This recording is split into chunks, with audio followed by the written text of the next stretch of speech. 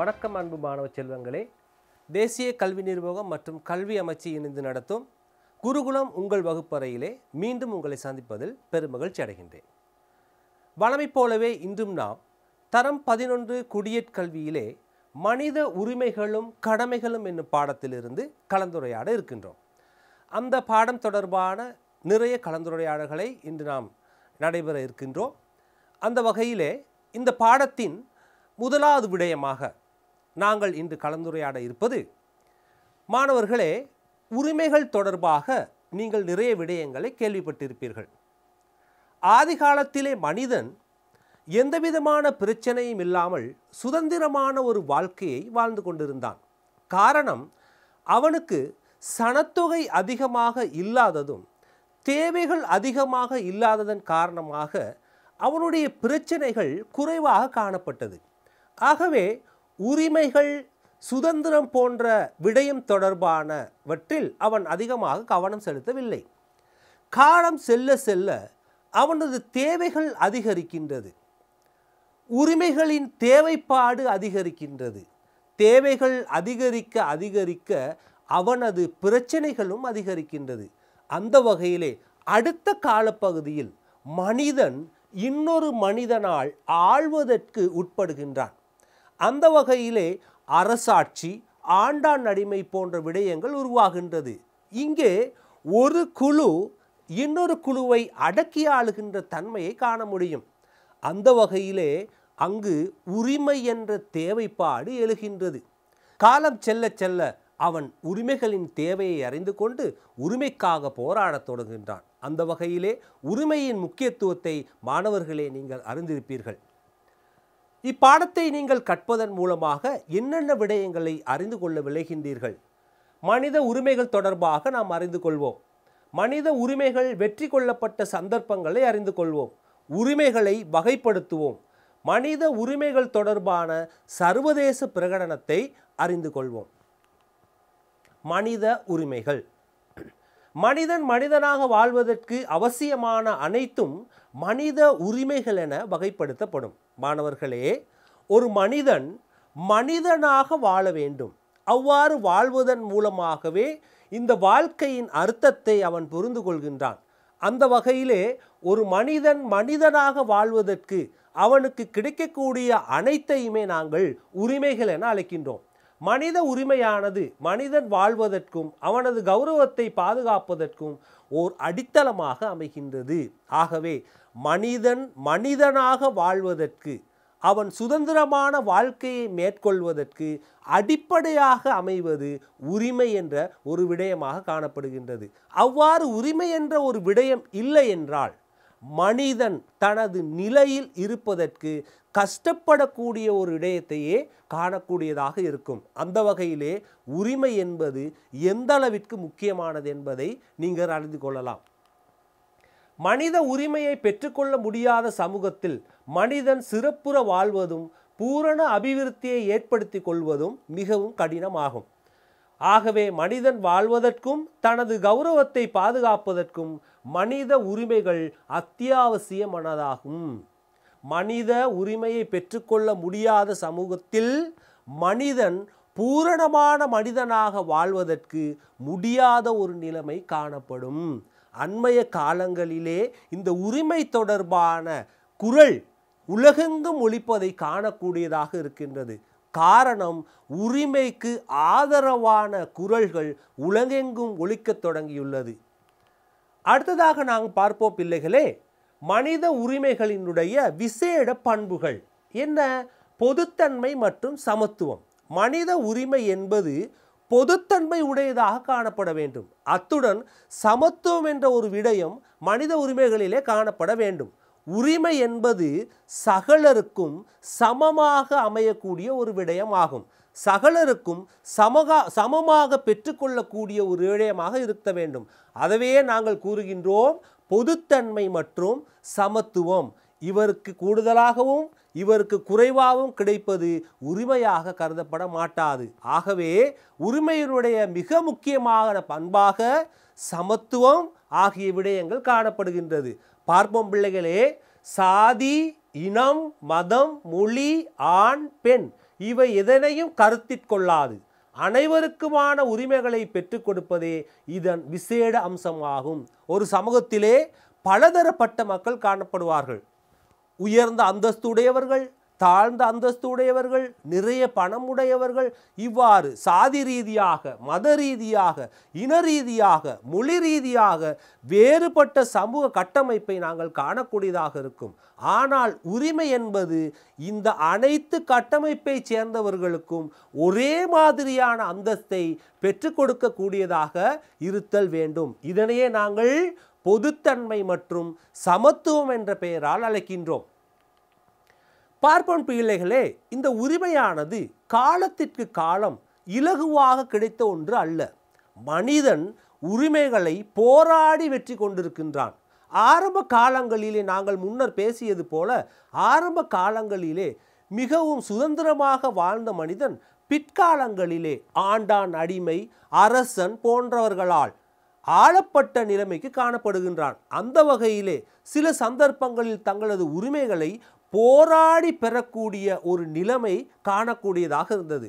அந்த வகையிலே உலகத்திலே உரிமைகள் வெற்றி கொள்ளப்பட்ட சில சந்தர்ப்பங்களை இங்கே நாங்கள் காணலாம். முக்கியமாக கிபி 1215ஆம் ஆண்டு பிரித்தானிய மக்னா காட்டா ஒப்பந்தம், கிபி 1689 பிரித்தானிய மனித உரிமைகள் பிரகடனம், கிபி 1776 அமெரிக்க சுதந்திர பிரகடனம், கிபி 1789 மனிதன் மற்றும் பிரசைகளின் உரிமை தொடர்பான பிரான்சிய பிரகடனம், கிபி 1917 ரஷ்ய புரட்சி போன்றன முக்கியமான மனித உரிமைகளை வெற்றி கொண்ட சந்தர்ப்பங்களாகும். உலகத்திலே மனித உரிமைகள் என்பது இலகுவாக கிடைத்த ஒன்று அல்ல. மனிதன் காலத்திற்கு காலம் மிகவும் மிகவும் போராடி பெற்றுக்கொள்ளப்பட்ட சந்தர்ப்பங்களே உரிமைகளாகும். அந்த வகையிலே நாங்கள் முதலாவதாக மக்னா காட்டா ஒப்பந்தத்தை பார்ப்போம். 1215ஆம் ஆண்டு காலப்பகுதிகளிலே இங்கிலாந்தை ஆட்சி செய்த ஜான் மன்னன் மக்களுடைய உரிமைகளை பறிப்பது போன்ற ஆட்சி முறை காணப்பட்டது. கொடுமையான ஆட்சி. இங்கே முதன்முறையாக மக்கள் எல்லாம் ஒன்று சேர்ந்து மன்னனுக்கு எதிராக போராடுகிறார்கள். போராட்டத்தை எதிர்கொள்ள முடியாத மன்னன் மக்களுக்கு உரிமைகளை வழங்குவதற்கு முற்படுகிறான். அந்த வகையிலே மன்னன் ஒப்பந்தத்தின்படி தண்டித்தல், வரி விதித்தல் போன்றவற்றிற்கு தடை ஏற்பட்டது. சுயமாக மன்னன் செயற்பட முடியாத நிலைமை அந்த ஒப்பந்தத்தின் மூலம் மக்களுக்கு கிடைத்தது. மன்னனுக்கு பாதிப்பு ஏற்பட்டது. இது உலக வரலாற்றிலே மிக முக்கியமான உரிமைகள் பெற்றுக்கொள்ளப்பட்ட ஒரு சந்தர்ப்பமாக காணப்படுகின்றது. அடுத்ததாக 1689 பிரித்தானிய மனித உரிமைகள் பிரகடனம் குடிமக்களின் உரிமை, சுதந்திரம், அரசுக்கான வாரிசுரிமையை தீர்மானிக்கின்ற ஒரு தன்மையை ஏற்படுத்தி கொடுத்தது. அடுத்ததாக நாம் பார்ப்போம் பிள்ளைகளே, 1776 பிரித்தானியாவிடமிருந்து அமெரிக்கா விடுதலை பெற்றுக்கொண்டதற்கான அறிக்கை. அமெரிக்க சுதந்திர போராட்டத்தை பற்றி அறிந்திருப்பீர்கள்.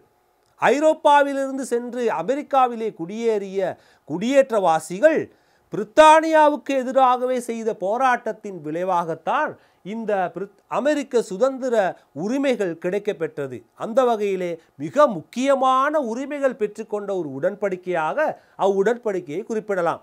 அடுத்ததாக 1789ஆம் ஆண்டு பிரான்சிய தேசிய சபையால் ஏற்றுக்கொள்ளப்பட்ட மனிதர்களுக்கும் பிரசைகளுக்குமான உரிமைகள் அறிக்கை. பிரான்சிலே லூயி மன்னர்களின் கொடுங்கோல் ஆட்சியை எதிர்த்து மக்கள் அனைவரும் போராடத் தொடங்குகிறார்கள். போராட்டத்தின் முடிவிலே மன்னர் சமுதாயம் அழிந்து போகின்றது. அங்குதான் உரிமைகளுக்கான முக்கியமான ஒரு கடமைப்பாடு ஏற்பட்டது. அதுதான் பிரான்சிய தேசிய சபையால் ஏற்றுக்கொள்ளப்பட்ட மனித உரிமைகள் தொகுப்பு. அது இந்த உலகத்திலே உரிமைகள் வெற்றி கொள்ளப்பட்ட மிக முக்கியமான சந்தர்ப்பமாக காணப்படுகின்றது. மாணவர்களே, அது 1789ஆம் ஆண்டு பிரான்சிய தேசிய சபையால் ஏற்றுக்கொள்ளப்பட்ட உரிமைகள் தொடர்பான அறிக்கை. அடுத்ததாக இறுதியாக நாங்கள் காண்கின்ற படத்திலே சார் மன்னர்களுக்கு எதிரான ரஷ்ய புரட்சியினுடைய விளைவு. உலகத்திலே உரிமைகள் வெற்றி கொள்ளப்பட்ட மிக முக்கியமான சந்தர்ப்பமாக ரஷ்யாவிலே சார் மன்னர்களுக்கு எதிரான போராட்டங்களாக குறிப்பிட முடியும். இங்கே நாங்கள் பார்த்த இந்த உரிமைகள் வெற்றி கொள்ளப்பட்ட சந்தர்ப்பங்கள் எல்லாம் போராட்டங்களின் விளைவாகவே அவர்களுக்கு கிடைத்தது என்பது கண்கூடாக இருக்கின்றது. ஒவ்வொரு சந்தர்ப்பத்திலும் ஆட்சியாளர்களுக்கு எதிராக போராடி உரிமைகளை பெற்றுக்கொள்வதானால் அந்த உரிமைகள் எந்த அளவுக்கு முக்கியமானது என்பதை மாணவர்கள் அறிந்து கொள்ள வேண்டும். அடுத்ததாக நாம் பார்ப்போம் பிள்ளைகளே, உரிமையுடன் தொடர்புடைய செயற்பாடுகள். உரிமைகள் பலதரப்பட்ட கலந்துரையாடல்களுடன் இடம்பெறுகின்றது. ஒன்று, உரிமைகளை கோருவோர். உரிமை என்ற ஒரு விடயத்தை கோருகின்ற ஒரு குழு இருக்கும். உரிமைகள் இருக்கும், உரிமைகளை கோருகின்ற ஒரு குழு இருக்கும். இன்னொரு பக்கத்தில் உரிமைகளை பெற்றுக் கொடுக்க கடமை பெற்றோர். காலத்திற்கு காலம் உரிமைகளினுடைய அடையாளம் வேறுபட்டு கொண்டிருக்கின்றது. 100 வருடங்களுக்கு முன்னர் இருந்த மனிதர்களின் தேவைகளை விட தற்பொழுது வாழுகின்ற மனிதர்களின் தேவைகள் மிக மிக அதிகமாக இருக்கின்றது. ஆகவே அந்த வகையிலே உரிமைகளை அனுபவிப்பதற்கான கட்டமைப்பு வித்தியாசமாகின்றது. அதனால்தான் காலத்திற்கு காலம் மனிதர்கள் உரிமைக்காக போராடி கொண்டே இருக்கின்றார்கள். அந்த வகையிலே உரிமைகளை கோருவோர், உரிமைகளை கொடுப்பதற்கு கடமைப்பட்டோர், உரிமைகள் ஆகிய மூன்றும் ஒரு சேர காணப்படுகின்றது. அடுத்ததாக நாங்கள் உரிமைகளை வகைப்படுத்துவோம்.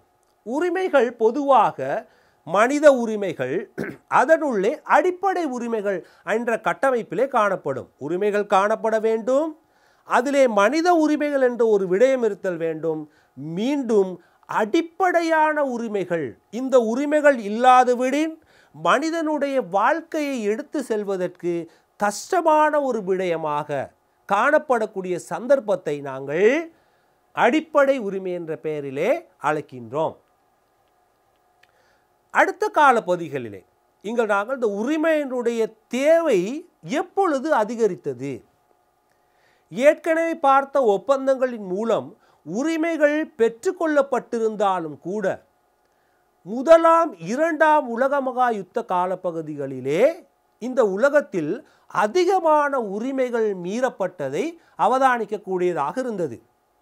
முதலாம் உலக மகா யுத்த முடிவிலே அளவுக்கு அதிகமான உயிரிழப்புகள், பொருட்சேதம் ஏற்பட்டது. இரண்டாம் உலக மகா யுத்தத்திலே அதைவிட அதிகமான பொருட்சேதமும் உயிர் சேதமும் ஏற்பட்டது. இப்பொழுது இந்த மனித சமுதாயத்தை பாதுகாக்க வேண்டிய கடப்பாடு எல்லோருக்கும் ஏற்படுகிறது. இதற்காக இரண்டாம் உலக மகா யுத்த முடிவிலே தொடங்கப்பட்டதுதான் ஐக்கிய நாடுகள் சபை. இந்த ஐக்கிய நாடுகள் சபை மனித உரிமைகளை உறுதிப்படுத்துவதற்கான ஒரு சந்தர்ப்பத்தை ஏற்படுத்தி கொடுக்கின்றது. இன்று வரை அதனுடைய செயற்பாடுகள் தொடர்ந்து நடைபெற்று வருவதை எம்மால் காணக்கூடியதாக இருக்கும். உரிமைகளுடைய உறுதிப்பாடு, மனிதர்களுக்கு உரிமைகள் உறுதிப்பட வேண்டும் என்ற ஒரு விடயத்தை ஐக்கிய நாடுகள் சபையே கொண்டு வந்தது.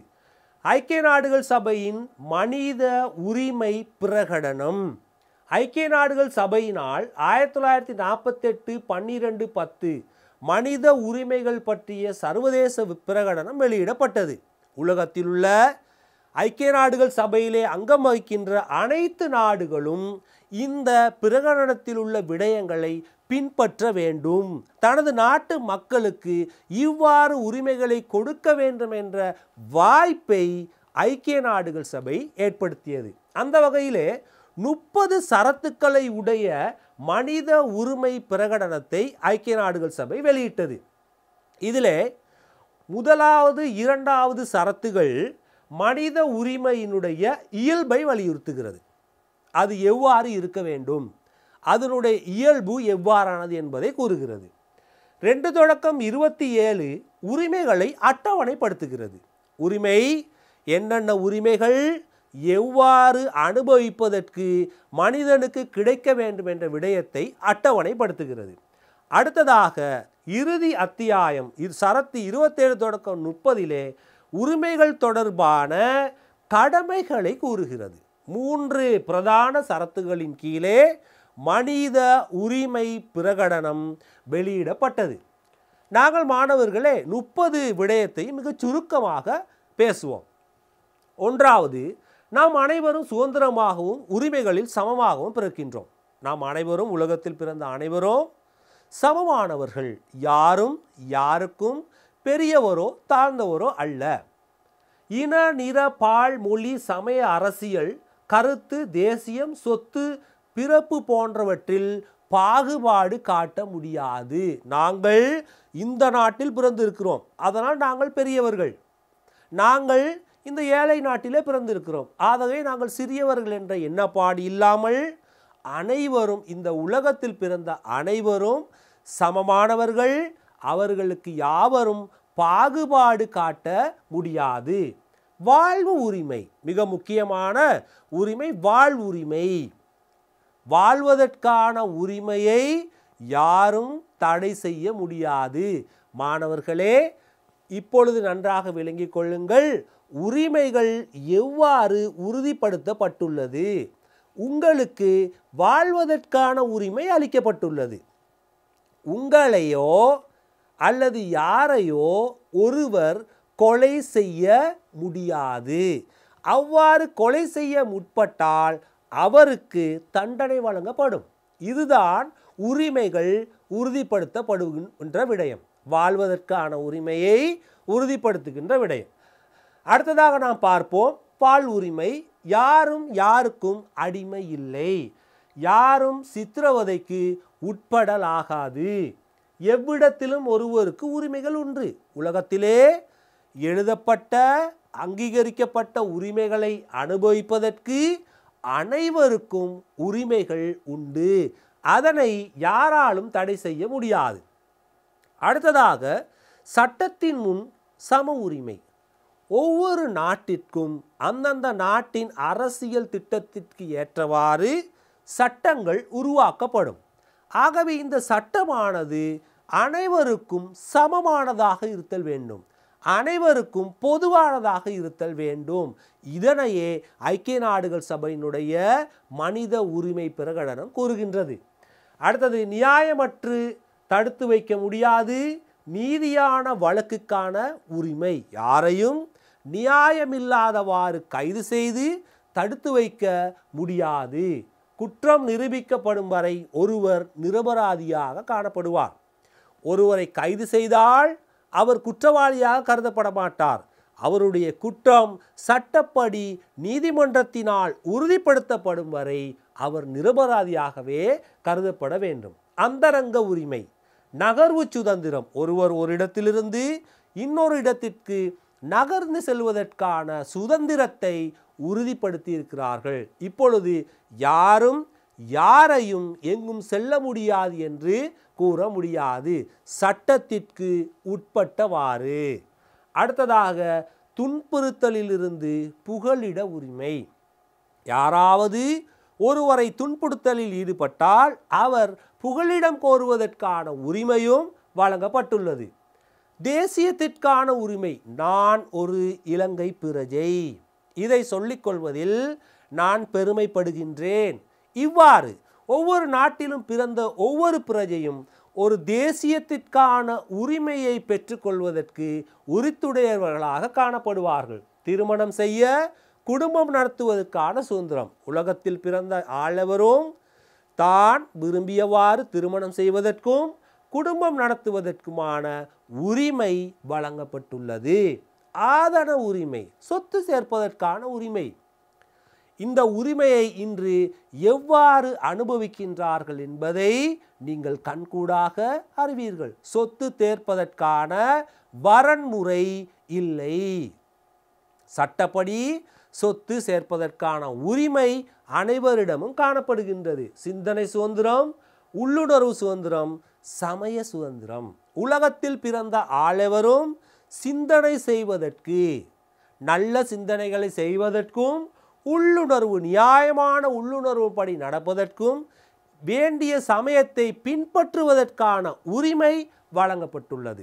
ஆகவே சமய ரீதியாக யாரும் யாரையும் தடை செய்ய முடியாத நிலைமை காணப்படும். கருத்து வெளிப்பாட்டு சுதந்திரம். அரசியல் காலங்களிலே தங்களது கருத்துக்களை மிகவும் தெளிவாகவும் பயமின்றியும் தெரிவுபடுத்துவதை நாங்கள் காணக்கூடியதாக இருக்கும். அந்த வகையிலே கருத்து வெளிப்பாட்டு சுதந்திரம், கூடல் சுதந்திரம், ஒன்று கூடுவதற்கான சுதந்திரம், மக்களாட்சி சுதந்திரம், மக்களால் மக்களுக்காக ஒரு ஆட்சியை ஏற்படுத்திக் கொள்வதற்கான சுதந்திரம் வழங்கப்பட்டுள்ளது. சமூக பாதுகாப்பு உரிமை, ஒரு சமூகத்திலே ஒரு மனிதன் பாதுகாப்பாக வாழ்வதற்கான உரிமை வழங்கப்பட்டுள்ளது. தொழிலாளர் உரிமை, விரும்பிய தொழிலை செய்வதற்கு அதற்கு ஏற்றவாறான ஊதியத்தை பெறுவதற்குமான உரிமை வழங்கப்பட்டுள்ளது. விளையாட ஓய்வெடுக்க உரிமை, மாணவர்களே இது உங்களுக்காக வழங்கப்பட்டுள்ள உரிமை. விளையாடுவதற்கான உரிமை, அது மட்டுமன்றி ஓய்வெடுப்பதற்கான உரிமை. உணவுக்கும் உறையுளுக்குமான உரிமை, உலகத்தில் பிறந்த அனைவரும் உயிர் வாழ்வதற்கு உணவு மிக மிக முக்கியமான ஒரு விடயம். அந்த வகையிலே ஒரு மனிதன் உணவு உண்பதற்கும் தான் விரும்பிய இடத்தில் தனது உறையுளை தெரிவு செய்வதற்குமான உரிமை வழங்கப்பட்டுள்ளது. கல்விக்கான உரிமை, இன்று எமது நாட்டிலே பாலர் வகுப்பு முதல் பல்கலைக்கழகம் வரை இலவசமாக கல்வி வழங்கப்படுகின்றது. இதுதான் உங்களுக்கு வழங்கப்பட்டுள்ள கல்விக்கான உரிமை. இந்த கல்விக்கான உரிமை எவ்வாறு உறுதி செய்யப்பட்டுள்ளது? இப்பொழுது நன்றாக சிந்தித்து பாருங்கள். நீங்கள் பாலர் வகுப்பு முதல் பல்கலைக்கழகம் வரை இலவசமாக கல்வி கற்கிறீர்கள். 18 வயது வரை கட்டாயமாக கல்வி கற்க வேண்டும். அவ்வாறு கல்வி கற்காத சந்தர்ப்பத்தில் அது குற்றமாக கருதப்படும். இப்பொழுது உரிமைகளை உங்களுக்கு வழங்கியுள்ளார்கள். அந்த உரிமையை நீங்கள் அனுபவிப்பதற்கு அதனை உறுதி செய்துள்ளதையும் நீங்கள் அவதானிக்கலாம். அடுத்ததாக மாணவர்களே, பண்பாட்டு பங்களிப்பு உரிமை. பண்பாடு அதனை அனுபவிப்பதற்கும் பண்பாட்டிலே எங்களது பங்களிப்பை செலுத்துவதற்குமான உரிமை வழங்கப்பட்டுள்ளது. நியாயமான விடுதலை பெற்ற உலகு, நியாயமான சுதந்திரமான உலகாக இருப்பது. பொறுப்புகள், பொறுப்புகளை ஏற்றுக்கொள்வதற்கும் செய்து முடிப்பதற்குமான உரிமை. அடுத்ததாக இறுதி 2 அத்தியாயங்களிலே மனித உரிமையை யாரும் பறிக்க முடியாது. மனித உரிமையானது ஒரு மனிதனுக்கு கிடைக்க வேண்டிய அத்தியாவசியமான ஒரு விடயமாகும். இதனை யாரும் பறிக்க முடியாது. இறுதியாக இந்த உரிமைகளை மீற எந்த நாட்டுக்கோ அல்லது நபருக்கோ உரிமை கிடையாது. ஐக்கிய நாடு சபையிலே அங்கம் வகிக்கின்ற அனைத்து நாடுகளும் இந்த மனித உரிமை பிரகடனத்தை கையொப்பமிட்ட எந்த நாடும் இந்த உரிமைகளை மீற சுதந்திரம் கிடையாது என்பது மிக முக்கியமான விடயம். இங்கே நாங்கள் இந்த ஐக்கிய நாடுகள் சபையினுடைய மனித உரிமை பிரகடனத்தின் 30 உறுப்புரைகளையும் சுருக்கமாக கவனித்தோம். அடுத்ததாக மனித உரிமைகள். இந்த மனித உரிமைகளை நாங்கள் பிரதானமாக வகைப்படுத்துகின்றோம். நிறைய உரிமைகளை நாங்கள் வகைப்படுத்துவோம். அந்த வகையிலே பிரதானமாக 2 முறைகளிலே நாங்கள் வகைப்படுத்துகின்றோம். ஒன்று குடியியல் அரசியல் உரிமைகள், குடியியல் அரசியல் உரிமைகள். அடுத்ததாக பொருளாதார சமூக கலாச்சார உரிமைகள். இதனை ஒரு பக்கத்திலும் குடியியல் அரசியல் உரிமைகள் இன்னொரு பக்கத்திலும் காணப்படுகின்றது. மீண்டும் ஒரு முறை, மனித உரிமைகளை நாங்கள் பிரதானமாக வகைப்படுத்துகின்றோம். அதிலே 2 பிரதான வகைகளிலே உள்ளடக்குகின்றோம். ஒன்று குடியியல் உரிமை அரசியல் உரிமை ஒரு பக்கத்திலேயும், பொருளாதார சமூக கலாச்சார உரிமை மறுபக்கத்திலேயும் காணப்படுகின்றது. குடியியல் உரிமை என்பது மனிதன் வாழ்வதற்கு தேவையான அத்தியாவசியமான உரிமைகள். வாழ்வதற்கான உரிமை, பேசுவதற்கான உரிமை, சிந்தனை செய்வதற்கான உரிமை குடியியல் உரிமை. அரசியல் உரிமைகள், அரசியல் கட்சி நடத்துவதற்கான உரிமை, தேர்தலிலே போட்டியிடுவதற்கான உரிமை ஆகியன உள்ளடங்கும். பொருளாதார உரிமை, சமூக உரிமை, கலாச்சார உரிமை. தற்பொழுது நாம் பார்ப்போம் குடியியல் மற்றும் அரசியல் உரிமைகள் எவ்வகையானது. உயிர் வாழவும் சுதந்திரமாக சிந்திக்கவும் தனிப்பட்ட பாதுகாப்புக்குமான உரிமை. ஒரு மனிதன் உலகத்திலே உயிர் வாழ்வதற்கு உரிமையுள்ளது. நான் முன்பே குறிப்பிட்டது போல உயிர் வாழுகின்ற ஒரு ஜீவனை இன்னொரு மனிதனால் குத்தி கொல்லவோ அல்லது கொலை செய்யவோ முடியாது. அவ்வாறு செய்ய முற்பட்டாலே அது தண்டனைக்குரிய குற்றமாக கருதப்படும். இப்பொழுது பாருங்கள் மாணவர்களே, நாங்கள் இங்கு குடியியல் உரிமைகளை உறுதிப்படுத்துகின்றோம். ஒரு உயிர் வாழ்வதற்கு, சுதந்திரமாக சிந்திப்பதற்கு, தனிப்பட்ட பாதுகாப்பிற்கான உரிமை வழங்கப்பட்டுள்ளது. அடுத்ததாக, சட்டத்தின் முன் ஒரு ஆளாக ஏற்றுக்கொள்ளப்பட வேண்டும். ஒவ்வொரு நாட்டுக்கும் சட்டங்கள் காணப்படும். அந்த சட்டங்கள் அனைவருக்கும் சமமானதாக காணப்பட வேண்டும். அனைவருக்கும் சமமான நீதியை பெற்றுக்கொள்ளக்கூடிய வாய்ப்பு காணப்பட வேண்டும். அந்த வகையிலே சட்டத்தின் முன் ஒரு ஆளாக ஏற்றுக்கொள்ளப்பட வேண்டும். சட்டத்தின் முன் அனைவரும் சமமானவர்கள். முதலில் சொல்கின்றோம், சட்டத்தின் முன் அவர் ஏற்றுக்கொள்ளப்பட வேண்டும். ஒரு வழக்குக்கு செல்கின்றார், உங்களை ஏற்றுக்கொள்ள முடியாது என்று கூற முடியாது. அவர்களுடைய கருத்துக்களை கேட்டு அவர் பக்க வாதத்தை கேட்டதற்கு பிறவே தீர்ப்பு கூற வேண்டும். அந்த வகையிலே சட்டத்தின் முன் அனைவரும் சமமானவர்கள் என்ற கருத்து இருத்தல் வேண்டும். நியாயமான வழக்கு விசாரணைக்கான உரிமை. ஒரு வழக்கு நியாயமான வழக்காக காணப்படுதல் வேண்டும். அப்பொழுதுதான் அனைவருக்கும் சமமான உரிமை கிடைக்கும். நியாயமான வழக்கு விசாரணை, இருதரப்பு விசாரணைகளும் விசாரிக்கப்பட்டு அதன் மூலம் தீர்ப்பு கூறினால் மட்டுமே அது ஒரு நியாயமான நீதி கட்டமைப்பாக காணப்படும். மாணவர்களே, உரிமைகள் எவ்வாறு உறுதி செய்யப்படுகின்றது என்பதை நீங்கள் காணக்கூடியதாக இருக்கும். எல்லா வகையிலும் மனிதன் ஒரு மனிதனாக வாழ்வதற்கு கிடைக்க வேண்டிய அனைத்து விடயங்களையும் உரிமைகள் வழங்கி கொண்டே இருக்கின்றது. இங்கே பாருங்கள், நீதியின் முன்னே ஒரு மனிதனுக்கு நீதி கிடைக்காவிட்டால், சரியான முறையிலே நீதி வழங்கப்படாவிட்டால் அவனது உரிமைகள் அங்கு உறுதி செய்யப்படாது. அதனால் தான் சொல்கின்றோம், மனிதனாக வாழ்வதற்கு உரிமைகள் அத்தியாவசியமான ஒரு விடயமாக காணப்படுகின்றது. சித்திரவதைக்கோ அல்லது கொடூரமானதும் இழிவான நடத்தைக்கு உட்படாதிருப்பதற்கான உரிமை. ஒரு மனிதனை இன்னொரு மனிதன் சித்திரவதை செய்ய முடியாது. அது சட்டப்படி குற்றமாகும். உலகத்திலே பல வகையான செய்திகளை நாங்கள் கேட்கின்றோம். அவ்வாறு சித்திரவதை செய்யப்பட்டால் அந்த நாட்டிலே அவர் தண்டிக்கக்கூடிய ஒரு மனிதராக காணப்படுவார். சித்திரவதைக்கோ அல்லது கொடூரமானதும் இழிவான நடத்தைக்கு உட்படாதிருப்பதற்கான உரிமை. அடுத்ததாக நாங்கள் பார்ப்போம், வெளிநாடொன்றில் புகலிடம் பெறுவதற்கான உரிமை. ஒரு மனிதன் அந்த நாட்டிலே வாழ முடியாத ஒரு சந்தர்ப்பம் ஏற்பட்டால், பல வகையான சந்தர்ப்பங்களிலே, யுத்த காலங்களிலே, பேரிடர் காலங்களிலே வாழ முடியாத ஒரு சந்தர்ப்பம் ஏற்படும் பொழுது அந்த மனிதனுக்கு இன்னொரு நாட்டிலே புகலிடம் பெறக்கூடிய உரிமை காணப்படுகின்றது. சில சந்தர்ப்பங்களிலே பெரும் தலைவர்கள், அரசியல் ரீதியாக பெரிய புள்ளிகள், இவர்களுக்கு அந்த நாட்டிலே வாழ முடியாத நிலை ஏற்படலாம் பல்வேறு காரணங்களுக்காக. அவ்வகையான சந்தர்ப்பங்களிலே அவர் இன்னொரு நாட்டிலே புகலிடம் பெறக்கூடிய ஏற்பாடுகளை நாங்கள் காண்கின்றோம். இதனையே நாங்கள் உரிமைகள் உறுதிப்படுத்தப்படல் என்று கூறுகின்றோம். சிந்தனை செய்யவும் மனசாட்சிப்படி நடப்பதற்கும் விரும்பிய சமயத்தை பின்பற்றுவதற்கான உரிமை. சிந்தனை செய்வதற்கான உரிமை.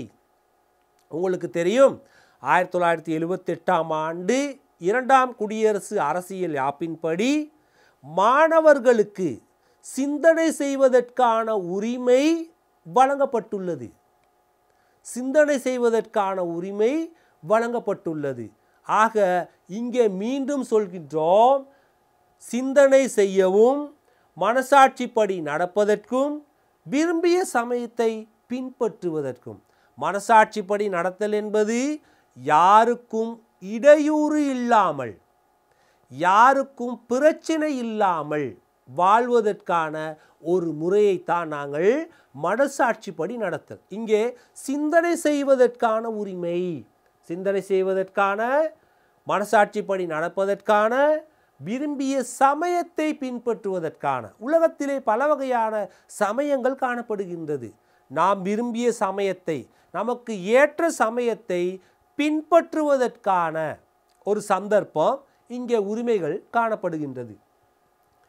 சுதந்திரமாக கருத்துக்களை வெளியிடுவதற்கான உரிமை மிக முக்கியமானது. கருத்துக்கள் வெளிப்பாடு என்பது இன்றைய காலத்திலே மிகவும் முக்கியமானது. சில அரசுகளிலே அரசாங்கங்கள் ஆளுங்கட்சியினுடைய நடத்தைகளை எதிர்க்கட்சி விமர்சிக்கும். அவ்வாறு விமர்சிக்கும் பொழுது நல்ல பல விடயங்களை அவதானிக்கக்கூடியதாக இருக்கும். ஆளுங்கட்சி செய்கின்ற பலதரப்பட்ட குறைபாடுகளை சுட்டிக்காட்டி அதனுடைய பிழைகளை திருத்துவதற்கான ஒரு வாய்ப்பு எதிர்க்கட்சிகளிலே ஏற்படுகிறது என்றால் இது இந்த கருத்து தெரிவிப்பதற்கான உரிமையே. சில சந்தர்ப்பங்களிலே விமர்சன ரீதியான விடயங்களை நாங்கள் காணக்கூடியதாக இருக்கும். விமர்சன ரீதியான சிந்தனைகளை காணக்கூடியதாக இருக்கும். இதிலே நல்ல விடயங்களை பகிர்ந்து கொள்வதற்கான வாய்ப்புகள் கிடைக்கும். அந்த வகையிலே சுதந்திரமான கருத்துக்களை வெளியிடுவதற்கான உரிமைகள் என்பது மிகவும் முக்கியமானது. அடுத்ததாக, நேரடியாகவோ தெரிவு செய்யப்பட்ட பிரதிநிதிகள் மூலமாகவோ தமது நாட்டு அரசியலில் பங்கு பெற்றுவதற்கான உரிமை அரசியல் உரிமைகளிலே மிக முக்கியமானது. ஒன்று, நேரடியாக அரசியலில் பங்கு பெற்றுவதற்கான உரிமை. நாங்கள் ஒரு தேர்தல் வருகின்றது, நமது நாட்டிலே பிரதேச சபையோ அல்லது மாகாண சபையோ பாராளுமன்ற தேர்தலோ ஜனாதிபதி தேர்தலோ மாநகர சபை தேர்தலோ வரும்பொழுது நாங்கள் நேரடியாக அந்த தேர்தலிலே ஒரு வேட்பாளராக களமிறங்குகின்றோம். தேர்தல் நடக்கும், வாக்களிப்பு நடக்கும். அதிகமான வாக்குகளை பெற்றிருந்தால் நாம் வெற்றி பெறுவோம், மக்கள் சேவையில் ஈடுபடலாம். இது நேரடியான அரசியலில் ஈடுபடுதல். நேரடியற்ற அரசியல் என்றால் என்ன? எல்லோரும் அரசியலில் ஈடுபட முடியாது. உதாரணமாக, பாராளுமன்ற தேர்தலிலே எமது நாட்டு பாராளுமன்றத்தில் 225 ஆசனங்கள் மாத்திரமே இருக்கின்றது. இங்கே எமது நாட்டில் 2 கோடிக்கு மேற்பட்ட சனத்தொகை காணப்படுகின்றது. ஆக இலங்கை வாழுகின்ற அனைவரும் என்ன செய்ய முடியாது? பாராளுமன்ற உறுப்பினராக முடியாது. ஆனால் ஒன்று செய்யலாம், நம் சார்பாக நமக்கு தேவையான ஒருவரை வாக்குகளின் மூலம் அவரை பாராளுமன்றத்திற்கு அனுப்புவதற்கான வாய்ப்பு காணப்படுகிறது. எனவே நாம் என்ன செய்கின்றோம்? எங்களுடைய தொகுதியிலே எங்கள் சார்பாக, நமது சார்பாக ஒருவரை தெரிவு செய்து பாராளுமன்றத்துக்கு அனுப்புகின்றோம். இங்கே 2 வகையான வேலைகளை பார்க்கலாம். ஒன்று, நேரடியாக அரசியலில் ஈடுபடுதல் ஒரு வகை. மறைமுகமாக எங்கள் சார்பாக ஒருவரை தெரிவு செய்து அவரை அரசியலுக்கு அனுப்புவது இன்னொரு முறை. இங்கே பாருங்கள், 2 வகையான தேவைகளையும் இங்கே நாங்கள் முதலில் உறுதிப்படுத்துகின்றோம். நேரடியாகவோ தெரிவு செய்யப்பட்ட பிரதிநிதிகள் மூலமாகவோ தமது நாட்டு அரசியலில் பங்கு பெற்றுவதற்கான உரிமை வழங்கப்பட்டுள்ளது. அடுத்ததாக நாங்கள் பார்ப்போம் பிள்ளைகளே, போக்குவரத்திற்கான உரிமை. உரிமைகளிலே நாங்கள் போக்குவரத்து செய்வதற்கான, பேரிடர் காலங்களிலே போக்குவரத்து செய்யக்கூடாது என்ற சட்டத்தை மீறாமல், சட்டங்களை மீறாமல் போக்குவரத்து செய்வதற்கான உரிமை. இங்கே உரிமை என்னும் பொழுது இந்த உரிமைகளை யாராலும் மறுக்க முடியாது என்பதை நீங்கள் நினைவு வைத்துக் கொள்ள வேண்டும். அடுத்ததாக நாங்கள் பார்ப்போம் பொருளாதார சமூக கலாச்சார உரிமைகள். பொருளாதார சமூக கலாச்சார உரிமைகள். கல்வியை பெற்றுக்கொள்வதற்கான உரிமை. நாங்கள் ஏற்கனவே பேசினோம். உலகத்திலே இருக்கின்ற நிறைய நாடுகள், கிட்டத்தட்ட 99க்கு மேற்பட்ட நாடுகள், வீதத்துக்கு மேற்பட்ட நாடுகள் கல்வியை இலவசமாக வழங்குகின்றது. எமது நாட்டிலே கல்வி என்பது இலவசமாக வழங்கக்கூடிய ஒரு விடயமாகும். பாருங்கள், உரிமை உறுதி செய்யப்படுகின்றது, உரிமை உறுதி செய்யப்பட்டு வழங்கப்படுகின்றது. கல்வியை பெற்றுக்கொள்வதற்கான உரிமை. ஒரு நாட்டிலே பிறந்த ஆள் எவரும் அந்த நாட்டிலே வழங்கப்படுகின்ற கல்வியை பெற்றுக்கொள்வதற்கான உரிமை வழங்கப்பட்டுள்ளது. நீங்கள் பாலர் வகுப்பு முதல் பல்கலைக்கழகம் வரை இலவசமாக கல்வியை பெறுவதற்கான வாய்ப்பு உங்களுக்கு வழங்கப்பட்டிருக்கிறது என்பதை அறிவீர்கள். ஏதாவது ஒரு சந்தர்ப்பத்தில் இந்த கல்வியை உங்களுக்கு கிடைக்காமல் போகும் சந்தர்ப்பத்தில் அதற்கு எதிராக உரிமை தரக்கூடிய இடங்களை நாடுவதற்கான வாய்ப்பும் உங்களுக்கு வழங்கப்பட்டுள்ளது. எமது நாட்டிலே 18 வயதிற்கு உட்பட்ட அனைவரும் கட்டாயமாக கல்வி பெற வேண்டும் என்பது எமது பாராளுமன்றத்தால் சட்டம் இயற்றப்பட்டுள்ளது. எனவே பாருங்கள், கல்வி பெற்றுக்கொள்வதற்கான உரிமை, தொழில் செய்வதற்கான உரிமை. அடுத்ததாக நாங்கள் பார்க்கிறோம் தொழில் செய்வதற்கான உரிமை.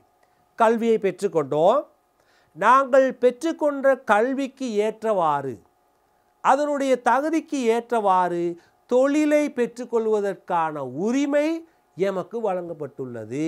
இன்று வேலையுலகின் அவசியத்தை எல்லா பாடங்களிலும் கற்கின்றோம், எல்லா இடங்களிலும் பேசுகின்றோம். வேலை உலகு என்பது மிகவும் முக்கியமான ஒரு விடயம்.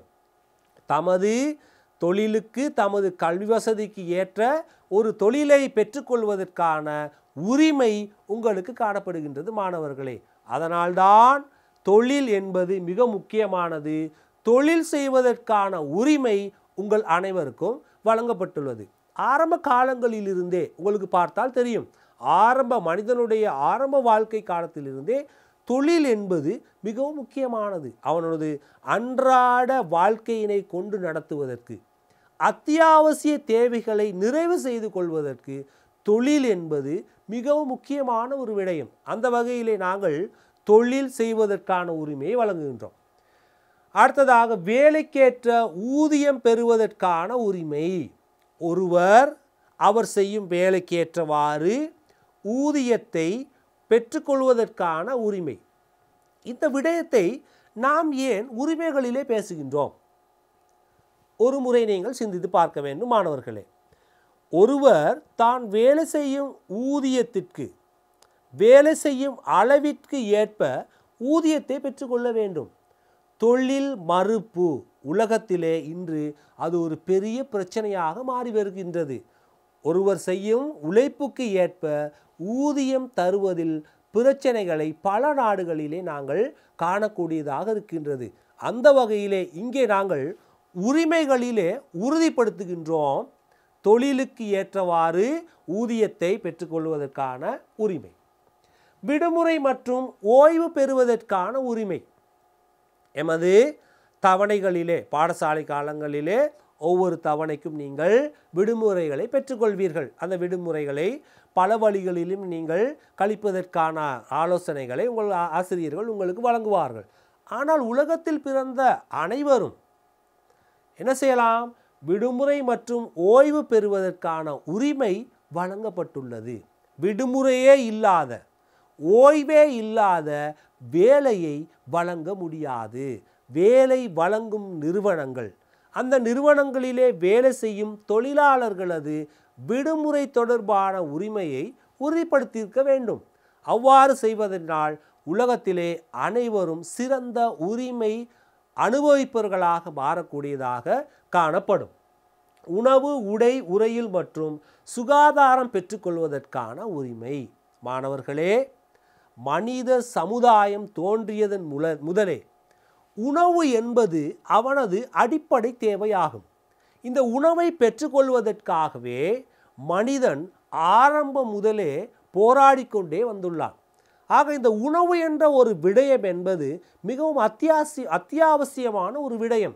இந்த உணவு அவனுக்கு சரியான முறையில் கிடைக்க வேண்டும்.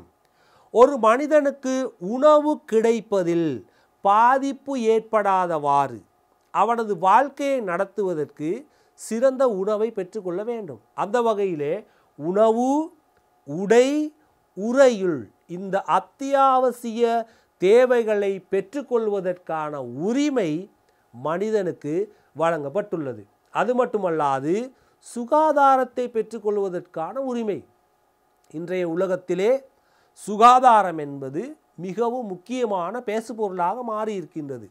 சுகாதார ரீதியான இடர்பாடுகள், சுகாதார ரீதியான பிரச்சனைகளை மனிதன் முகம் கொடுக்கின்றான். அந்த வகையிலே சுகாதார உரிமை என்பது உறுதிப்படுத்தப்படுதல் மிக முக்கியமான ஒரு விடயமாகும். அடுத்ததாக நாங்கள் பார்ப்போம், பொருளாதார சமூக கலாச்சார உரிமைகளிலே கலாசார விஞ்ஞான கலை சம்பந்தமான அம்சங்களிலே ஈடுபடுவதற்கான உரிமை. ஒவ்வொரு சமூகத்திற்கும் பல வகை விதமான கலாச்சாரங்கள் காணப்படுகின்றது. சமய ரீதியாக, இன ரீதியாக, மொழி ரீதியாக கலாச்சாரங்களை உலக நாடுகள் பின்பற்றுவதை காணலாம். இன்றைய உலகம் பல்கலாச்சார சமூகம் என்பது எல்லோராலும் ஏற்றுக்கொள்ளப்பட்டது. உலகத்திலே பல நாடுகள் தங்களது நாடுகளை பல்கலாச்சார சமூகமாக கட்டியெழுப்பி கொண்டிருக்கின்றது. அது தெரிந்தோ தெரியாமலோ அவ்வாறான சந்தர்ப்பங்கள் ஏற்படுவதை அவதானிக்கலாம். பல்கலாச்சார சமூகம் எனும் பொழுது பல வகையான சமூகத்தைச் சேர்ந்தவர்கள், பல மொழிகளை பேசுபவர்கள், பல இனங்களில் உள்ளவர்கள், பல மதங்களைச் சேர்ந்தவர்கள் ஒரே இடத்தில் குழுமி வாழ்வதற்கான சந்தர்ப்பங்கள் ஏற்படும். அப்பொழுது தங்களது கலாச்சாரங்களை பின்பற்றுவதில் பிரச்சனைகள் ஏற்படுவதை அவதானிக்கலாம். ஆக இங்கே நாங்கள் உரிமைகளில் என்ன கூறுகின்றோம்? அவரவருக்கு இருக்கின்ற கலாச்சாரத்தை பின்பற்றுவதற்கான உரிமை காணப்படுகின்றது. ஆக ஒருவர் கலாச்சாரத்தை பின்பற்றும் பொழுது அடுத்தவர் அதற்கு இடையூறாக இருக்க முடியாது. மாணவர்களே, இன்றைய உலகிலே பல்வேறு நாடுகளிலே இந்த கலாச்சாரம் தொடர்பான பிரச்சனைகளை நாங்கள் காணக்கூடியதாக இருக்கின்றது. ஒரு சமயத்தின், ஒரு இனத்தின், ஒரு மொழியினுடைய கலாச்சாரத்தை பின்பற்றுவதற்காக இன்னொரு சமயம் அல்லது மொழி மனிதர்களுடன் மிகப்பெரிய யுத்தங்களில் ஈடுபடுவதை இன்றைய உலகத்திலே காண்கின்றோம். ஆகவே உரிமைகளிலே உறுதிப்படுத்தப்பட்டுள்ள ஒரு விடயம், ஒருவர் தமக்கு தேவையான கலாச்சாரத்தை பின்பற்றக்கூடியதான விஞ்ஞான ரீதியான ஆய்வுகள், அதனுடைய முடிவுகளை பெற்றுக்கொள்வது, கலை சம்பந்தமான அம்சங்களில் ஈடுபடுவதற்கான உரிமை வழங்கப்பட்டுள்ளது. சமூக பாதுகாப்பிற்கான உரிமை, சமூக பாதுகாப்பு. இன்றைய உலகத்திலே சமூக பாதுகாப்பு என்ற வார்த்தை அடிக்கடி நாங்கள் பேசுகின்றோம். சமூக ரீதியான பிரச்சனைகள், சமூக ரீதியான பொறுப்புகளில் இருந்து விடுவித்தல் போன்றவற்றால் நிறைய சிக்கல்களை எதிர்நோக்க காத்திருக்கின்றோம். அந்த வகையில் சமூக பாதுகாப்பு என்பது மிகவும் முக்கியமான ஒரு விடயம். ஒவ்வொரு உலகத்தில் இருக்கின்ற சமூகங்களும் பாதுகாக்கப்படுதல் வேண்டும். சமூக ரீதியான முரண்பாடுகள், சமூக ரீதியான பிரச்சனைகளை ஏற்படுத்தி கொண்டு அந்த அழிவிலிருந்து மக்களை பாதுகாப்பதற்கான ஒரு விடயமாகவே நாங்கள் உரிமைகளை காண்கின்றோம். தனிப்பட்ட சொத்துக்களை வைத்திருப்பதற்கான உரிமை, தனிப்பட்ட சொத்துக்களை வைத்திருப்பதற்கான உரிமை. இங்கே சொத்து உரிமை பாருங்கள் மாணவர்களே, உரிமைகளை எவ்வாறெல்லாம் வகைப்படுத்துகின்றார்கள். மனிதன் ஒரு முழுமையான மனிதனாக வாழ்வதற்கு தேவையான அனைத்தையும், ஒரு மனிதன் ஒரு முழுமையான மனிதனாக எழுச்சி அடைவதற்கு தேவையான அனைத்தையும் நாங்கள் உரிமைகளிலே வகைப்படுத்தி வைத்துள்ளோம். அடுத்ததாக போதியளவு வாழ்க்கை தரத்தை அனுபவிப்பதற்கான உரிமை. வாழ்க்கையை சிறந்த முறையில் அனுபவிக்க வேண்டும். அந்தந்த வயதினிலே என்னென்னவெல்லாம் எமக்கு கிடைக்க வேண்டுமோ அனைத்தும் எமக்கு கிடைக்க வேண்டும். அந்த வகையிலே வாழ்க்கையை சிறந்த முறையிலே அனுபவிப்பதற்கான உரிமை வழங்கப்பட்டுள்ளது. இவ்வளவு நேரம் நாங்கள் பார்த்தது சமூக, பொருளாதார, அரசியல் உரிமைகளை வகைப்படுத்தி பார்த்தோம். இப்பொழுது ஐக்கிய நாடுகளின் மனித உரிமைகள் தொடர்பான பிரகடனத்தின் பின்னர் அதில் அடங்கும் காரணிகளை சட்டபூர்வமாக்குவதற்கும் அது தொடர்பான அங்கத்துவ நாடுகளின் கவனத்தை ஈர்ப்பதற்கும் இன்னும் இரு உடன்படிக்கைகள் 1966ஆம் ஆண்டு ஏற்படுத்தப்பட்டது. ஐக்கிய நாடுகளினுடைய மனித உரிமைகள் பிரகடனத்திலே கூறப்பட்டுள்ள விடயங்களை உறுதிப்படுத்துவதற்காக இன்னும் 2 விடயங்களை ஏற்படுத்தினார்கள். ஒன்று, பொருளாதார சமூக கலாச்சார உரிமைகள் பற்றிய சர்வதேச உடன்பாடு. அடுத்ததாக குடியியல் அரசியல் உரிமைகள் பற்றிய சர்வதேச உடன்பாடு. குடியியல் அரசியல் உரிமைகள் மீதான சர்வதேச உடன்பாடு.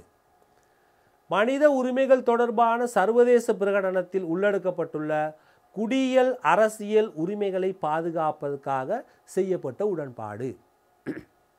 மாணவர்களே, ஏற்கனவே நாங்கள் ஐக்கிய நாடுகள் சபையினுடைய மனித உரிமை பிரகடனத்திலே 30 உறுப்புரைகளிலே மனித உரிமைகள் உறுதிப்படுத்துவதை பார்த்தோம்.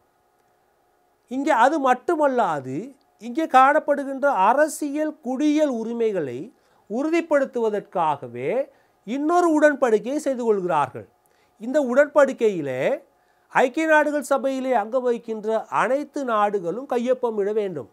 அவ்வாறு கையொப்பமிடும் பொழுது அந்த உடன்படிக்கைக்கு மாறான செயற்பாடுகளை அந்த நாடுகளால் செய்ய முடியாது. இதனால் அந்த நாட்டிலே வாழுகின்ற மனிதர்களின் உரிமைகள் உறுதிப்படுத்தப்படும். இதில் கையொப்பமிட்ட நாடுகள் அதன் பின் தங்கள் நாட்டில் அவ்வுரிமைகளை உறுதிப்படுத்த வேண்டும். உதாரணமாக வாழ்வதற்கான உரிமை, சமய வழிபாட்டிற்கான உரிமை, தேர்தலில் போட்டியிடல் மற்றும் வாக்களிப்பதற்கான உரிமை. நாங்கள் மீண்டும் பார்ப்போம். அடுத்ததாக குடியியல் அரசியல் பாதுகாப்பிற்காக ஏற்படுத்தி கொள்ளப்பட்ட உடன்படிக்கைகள். என்னென்ன உடன்படிக்கைகள் செய்யப்பட்டது? குடியியல் மற்றும் அரசியல் உரிமைகள் மீதான சர்வதேச ஒப்பந்தத்துடன் இணைந்த முதலாவது விருப்பிலான பின்னேடு. குடியியல் அரசியல் உரிமைகளை பாதுகாப்பதற்காக செய்து கொள்ளப்பட்ட முக்கியமான உடன்படிக்கை.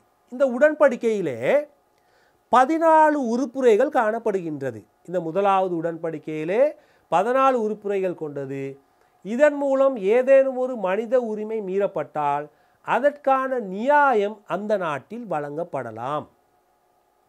அடுத்ததாக வழங்கப்படும் தீர்ப்பு தொடர்பான திருப்தி அடையாவிடின் மனித உரிமை குழுவுக்கு முறையிடலாம்.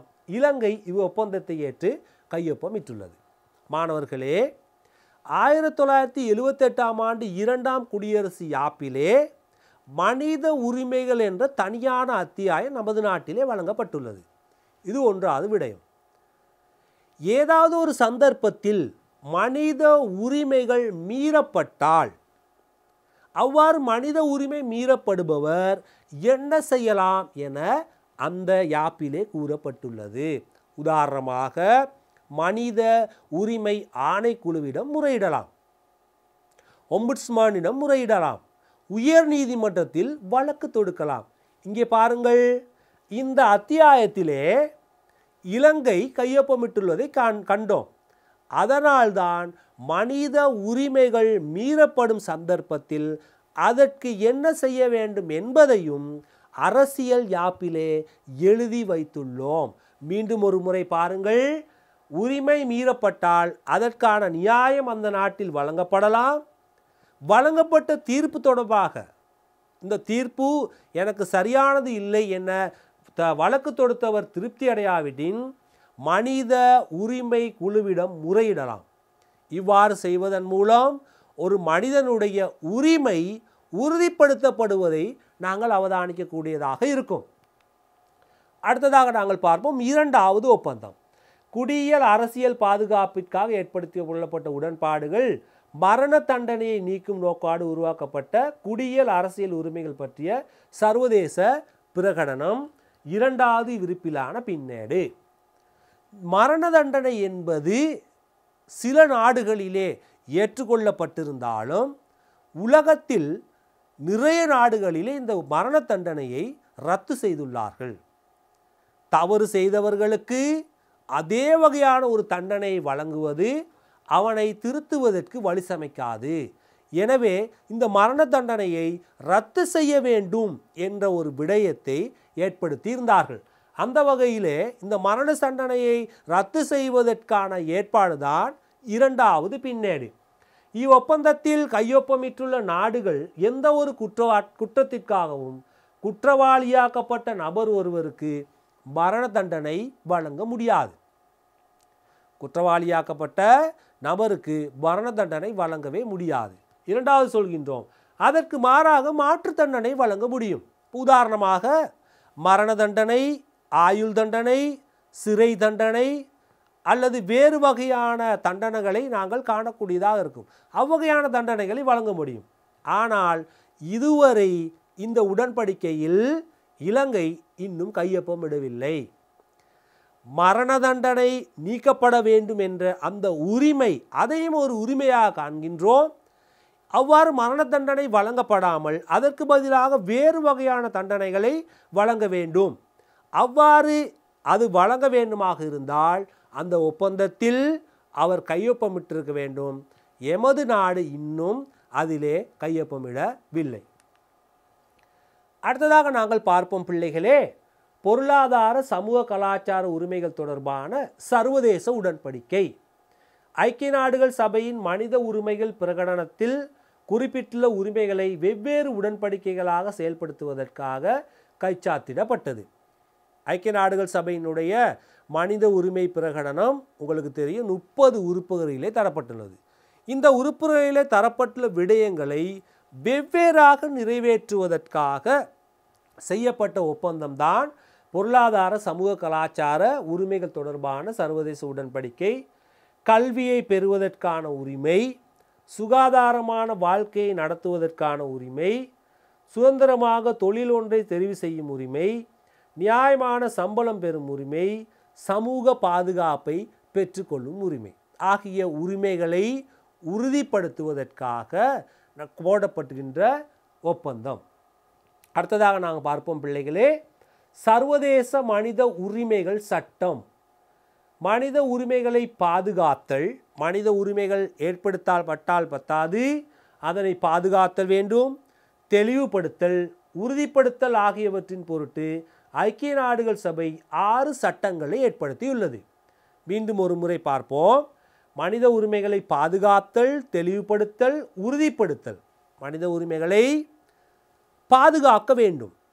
நிச்சயமாக உலகத்திலே மனிதன் ஒரு சிறந்த மனிதனாக வாழ்வதற்கு உரிமைகள் உறுதிப்படுத்த வேண்டும். இது தெளிவுபடுத்தப்பட வேண்டும், பாதுகாக்கப்பட வேண்டும் மற்றும் உறுதிப்படுத்தப்பட வேண்டும். பாதுகாக்கப்பட வேண்டும், உறுதிப்படுத்தப்பட வேண்டும். அதற்காக ஐக்கிய நாடுகள் சபை 6 சட்டங்களை கொண்டு வந்தது. 1. ஐக்கிய நாடுகள் சபையின் மனித உரிமைகள் பற்றிய சர்வதேச பிரகடனம். 2. பொருளாதார சமூக மற்றும் கலாச்சார உரிமைகள் பற்றிய சர்வதேச உடன்படிக்கை. 3.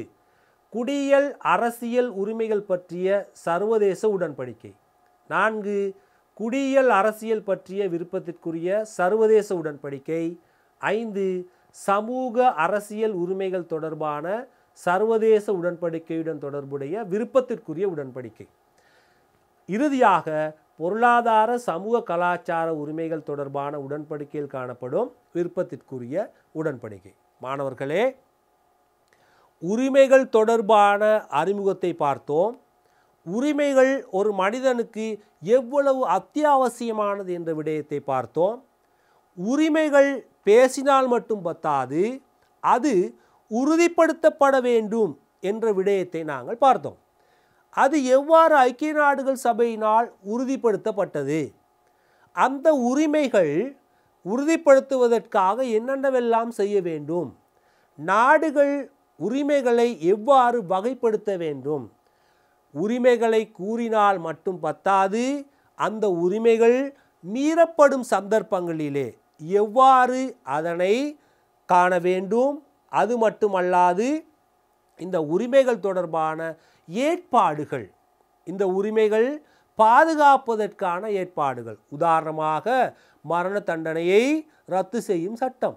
உலகத்திலே மரண தண்டனை தொடர்பான பல வகையான பேச்சுக்கள், கலந்துரையாடல்கள் காணப்பட்டாலும் கூட சில நாடுகள் இந்த உரிமையை உறுதிப்படுத்துவதற்காக மரண தண்டனையை வைத்திருக்கின்றார்கள். உதாரணமாக மத்திய கிழக்கு நாடுகளிலே மரண தண்டனை என்பது கட்டாயமாக காணப்படுகின்றது. ஆனால் எம்மை போன்ற ஆசிய நாடுகளிலே மரண தண்டனையை நாங்கள் எதிர்க்கின்றோம். கலாச்சார ரீதியான மாறுபாடுகள், ஆகவே மரண தண்டனை ஏற்பாடுகள். அடுத்ததாக உரிமையை பாதுகாப்பதற்கான தெளிவுபடுத்தப்பட வேண்டும், உறுதிப்படுத்தப்பட வேண்டும், பாதுகாக்கப்பட வேண்டும். உரிமைகள் அவ்வாறான ஒரு விடயமாக காணப்படுகின்றது. ஆகவே இவ்வாறான விடயங்களிலே நாங்கள் இன்று கவனம் செலுத்தினோம். உரிமைகள் தொடர்பான நிறைய விடயங்களை கலந்துரையாடி இருக்கின்ற மாணவர்களே. அது தொடர்பான நிறைய விளக்கம் உங்களுக்கு கிடைத்திருக்கும். இதனுடைய தொடர்ச்சியை இன்னொரு வகுப்பிலே கலந்துரையாடுவோம். அதுவரை நன்றி, வணக்கம்.